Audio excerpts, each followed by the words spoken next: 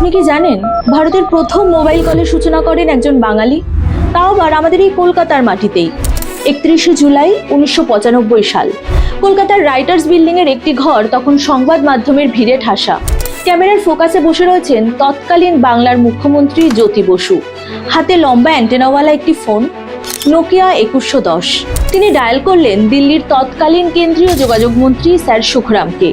ওপার থেকে যখন উত্তর এলো, তৈরি হলো নতুন মাইল ফলক, ভারতের প্রথম মোবাইল কলের ইতিহাস।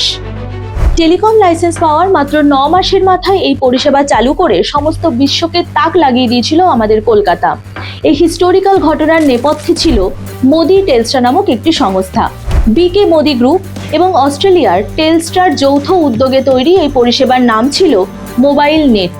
প্রতি মিনিটে ইনকামিং এবং আউটগোয়িং কলের জন্য খরচা হতো মিনিমাম 8 টাকা 40 পয়সা, যা বিজি টাইমে 10 টাকাকেও ছাড়িয়ে যেত। তাহলে বোঝা যাচ্ছে ঠিক কতটা ধনী হলে তখনকার দিনে একটি মোবাইল ফোন হাতের মুঠোয় রাখা যেত। দিল্লি বা মুম্বাই নয়, ভারতের প্রথম মোবাইল টাউন ছিল আমাদের কলকাতা।